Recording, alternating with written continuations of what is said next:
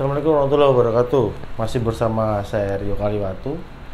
Di video ini kita akan membahas tentang bagaimana caranya restoran kita atau kafe kita itu ramai dalam waktu 3 bulan atau 100 hari.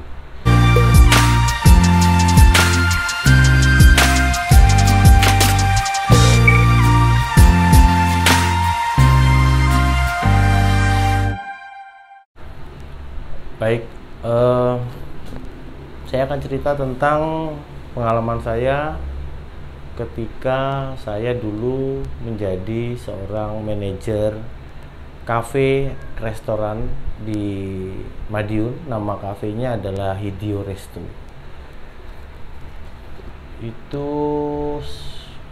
Itu kafe baru waktu itu ya. Jadi kebetulan saya lagi cari kerja waktu itu di Madiun. Lokasi kafenya ada di daerah Jalan Ahmad Yani. Memang Hideo Resto sekarang sudah tutup sih, sudah. Saya kurang tahu kenapa, mungkin mismanagement atau apa setelah saya lepas dari sana begitu ya. Baik, saya cerita sebelumnya background saya tidak pernah saya mengelola kafe atau punya pemikiran menjadi seorang manajer restoran begitu. Jadi mungkin buat Anda yang sekarang sedang mencoba untuk membuka usaha kuliner dalam bentuk kafe, resto, atau mungkin warung kopi, warkop dan sebagainya, mungkin Anda bisa terus ikutin video ini karena nanti akan saya berikan beberapa trik bagaimana caranya Anda bisa memiliki restoran atau kafe yang ramai hanya dalam waktu kurang lebih 100 hari. Baik, kita mulai ya. Jadi setelah saya membaca ceritanya gitu ya. Jadi ceritanya saya dapat membaca informasi di koran waktu itu di Radar Madiun kalau ada rekrutmen tentang beberapa posisi di sebuah kafe resto yang waktu itu saya belum tahu namanya apa, dan ada beberapa posisi di sana, ada waiter, waitress, kemudian ada koki atau chef, lalu ada captain, lalu ada manajer. Nah, waktu itu yang saya lamar karena saya belum merasa punya pengalaman tentang dunia kafe atau restoran, yang saya lamar adalah kapten.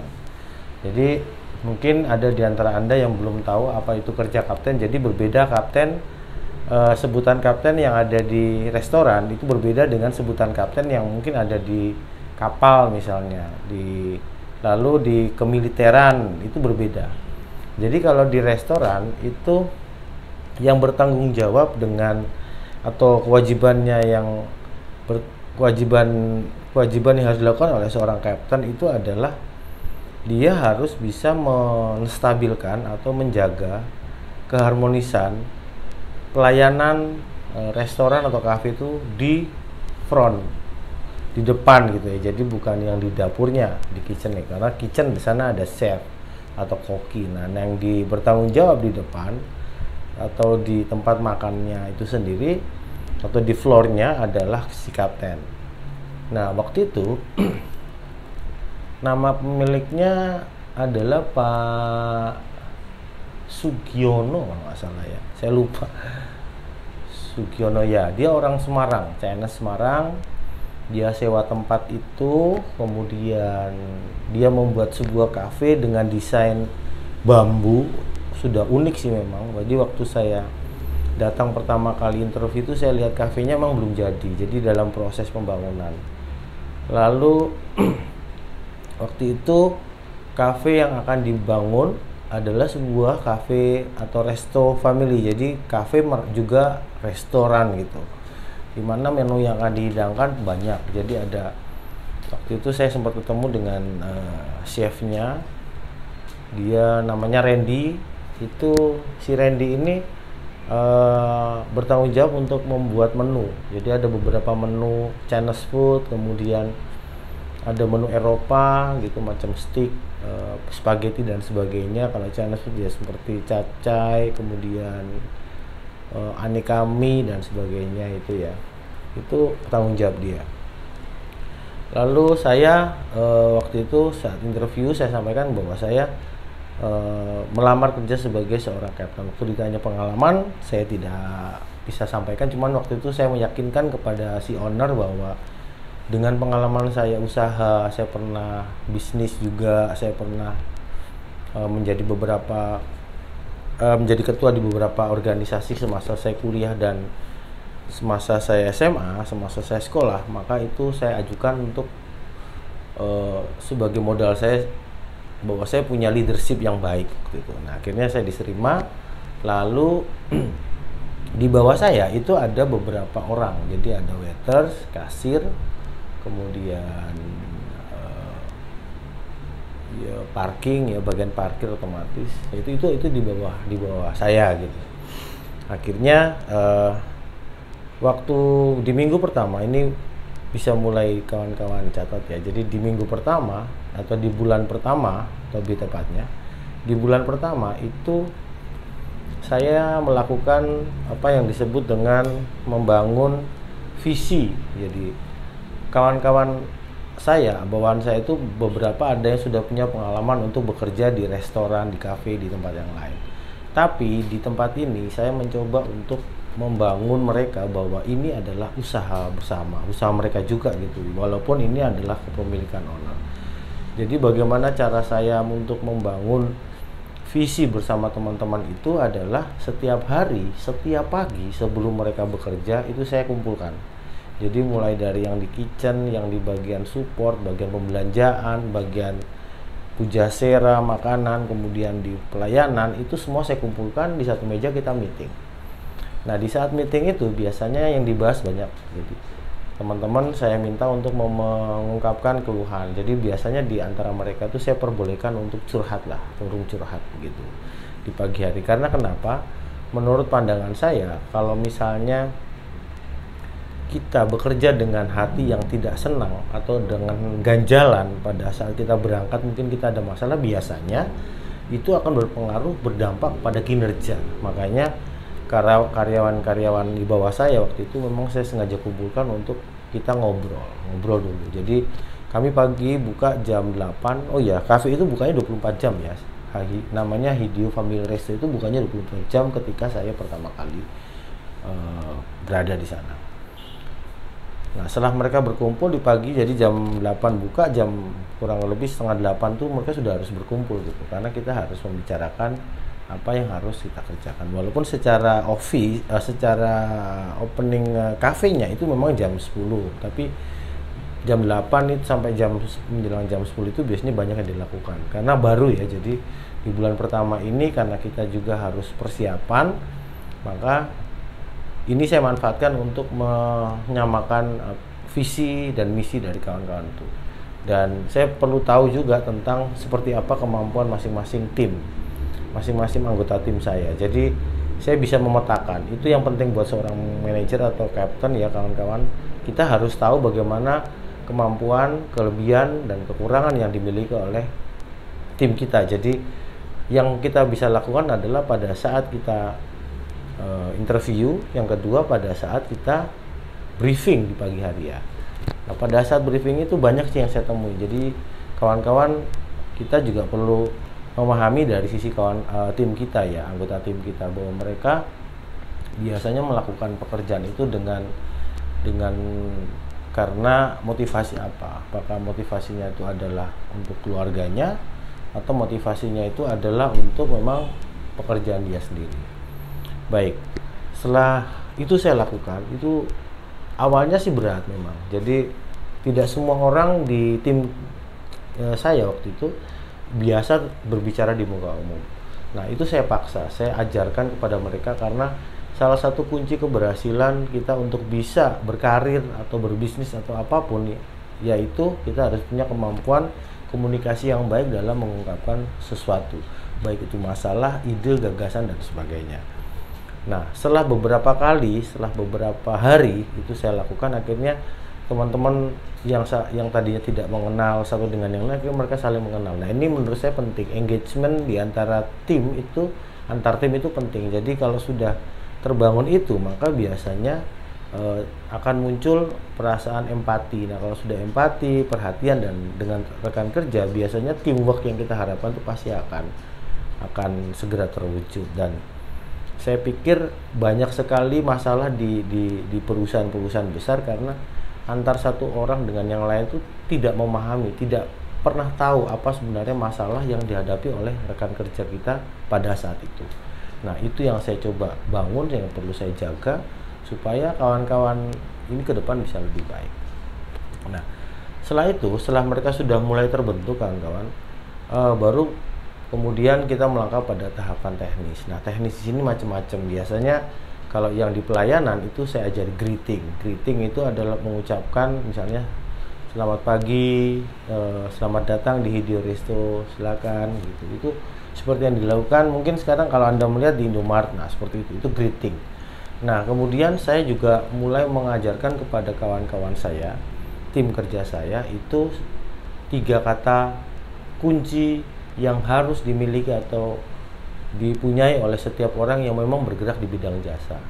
Apa itu ketiga kata tadi? Yaitu minta tolong, terima kasih, dan maaf. Tolong, maaf, dan terima kasih. Ini adalah 3 kata kunci yang harus selalu sering kita gunakan ketika kita ingin bekerja dengan tim kerja atau dengan orang lain yang mungkin menjadi pelanggan kita. Hal itu penting menurut saya karena dari situ akan terlihat karakter kesopanan kita sebagai host, sebagai pemilik atau sebagai orang yang ada di lingkungan kafe tersebut.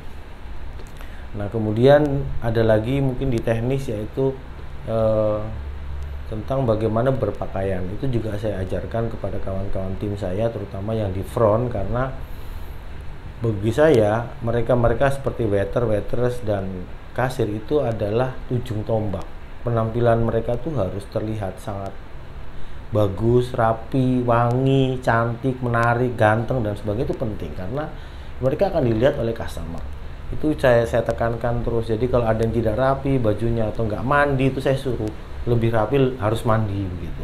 Kalau dia tidak wangi, saya suruh beli pewangi karena kan nggak enak misalnya kita datang ke restoran kemudian kita dilayani oleh waiter-waitress yang bau badannya nggak enak gitu. Dan itu saya benar-benar tekankan. Lalu buat yang perempuan itu memang saya minta untuk rambutnya diikat. Jadi tidak dirembiak seperti diurai begitu ya, diurai. Nggak seperti itu, tapi ya diikat yang rapi mungkin supaya ketika dia melayani kan ini makanan ya. Jadi ketika dia jangan sampai pada saat dia membawa makanan ada rambut dia yang mungkin rontok begitu masuk ke dalam makanan, kan jadi kurang pas gitu. Padahal mungkin pada saat di dapur tidak ada rambutnya gitu. Nah, kawan-kawan, pembenahan seperti itu sebelum kita jalan itu menurut saya penting. Jadi kalau Anda memiliki tim kerja di restoran kafe itu banyak ya, briefing lakukan walaupun cuma 2 orang. Jadi misalnya mungkin Anda dengan 1 orang karyawan, lakukanlah briefing untuk diskusi, untuk bicara rencana kerja dan sebagainya. Itu harus dibicarakan setiap hari. Nah, itu saya lakukan. Lalu setelah mereka bekerja di tengah-tengah bekerja itu biasanya akan saya berikan saran-saran tentang bagaimana melayani yang baik. Mungkin nanti Anda bisa cari di video saya atau mungkin Anda bisa lihat di video kawan-kawan yang lain sama YouTuber yang juga menjelaskan tentang bagaimana pelayanan yang baik. Nah, lalu ketika sore hari itu kita adakan debrief. Jadi saya kumpulin lagi teman-teman yang saat itu mereka ganti shift ya. Biasanya shiftnya itu kan pagi, kemudian sore ganti dengan yang malam sampai nanti pagi lagi. Nah, yang mau pulang serta yang datang ini kan pasti ngumpul. Pada saat ngumpul di sini saya akan mengajak diskusi antar shift 1 dan shift 2. Jadi apa yang sudah dilakukan oleh shift 1 nanti di-share ke shift 2. Jadi ketika shift 2 berjalan dia tidak kebingungan. Misalnya mungkin pada saat itu ada customer kita yang lagi makan. Nah, mungkin saat itu ada customer kita yang lagi menunggu pesanan yang ingin dia take home, dia bawa take away gitu ya. Itu harus dijelaskan. Lalu mungkin ada barang yang rusak misalnya, atau ada barang datang kiriman dari supplier. Nah, itu harus dibicarakan di saat debrief atau briefing untuk shift kedua. Debriefing untuk yang shift pertama dan briefing Pak untuk yang shift yang kedua. Supaya connect. Nah, setelah hal-hal teknis seperti itu saya benahi, lalu kemudian yang saya lakukan adalah bagaimana saya membuat supaya orang mau datang ke restoran itu. Nah, di bulan pertama memang saya hanya menekankan bagaimana caranya memberi pelayanan yang baik dan bagaimana caranya kawan-kawan yang ada di sini, yang ada di restoran ini, tim kerja kita itu bisa paham satu dengan yang lain.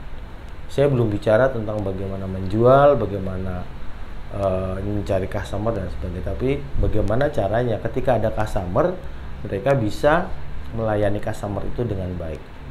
Bahkan syukur-syukur yang tadinya mungkin dia hanya beli es teh misalnya dengan gorengan kentang misalnya, akhirnya dia jadi makan.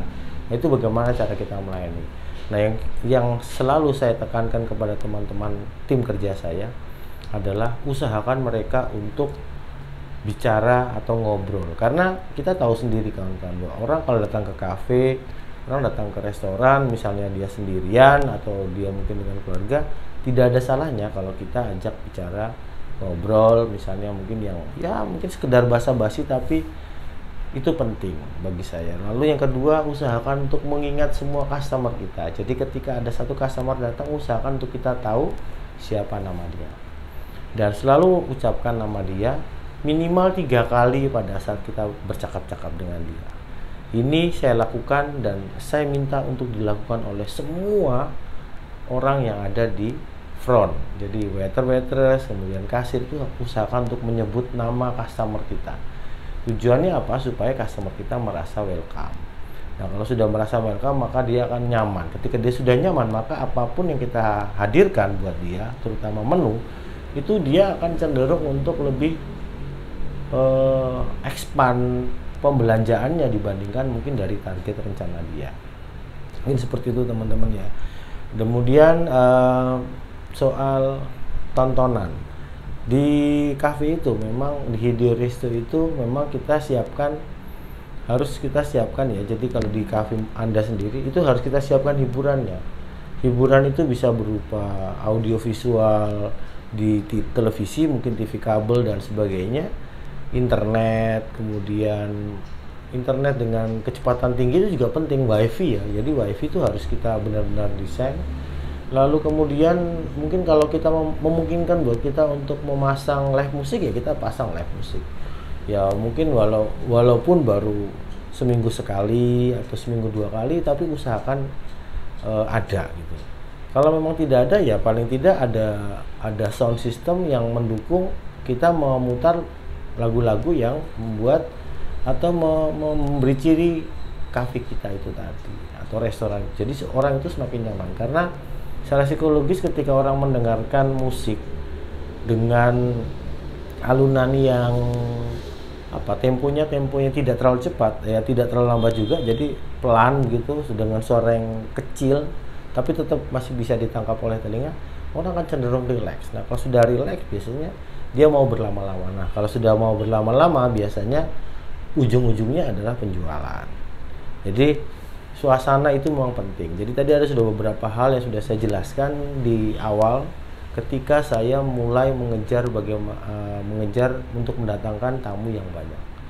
Ketika di internal ini sudah kuat, sudah bagus, sudah ibaratnya sudah siap untuk menerima tamu, baru kemudian langkah selanjutnya di tahap kedua yang saya lakukan dengan Hideo Resto adalah saya mulai berusaha memasarkan secara personal kepada customer kita, atau mengenalkan Hideo Resto ini ke customer kita. Bagaimana caranya?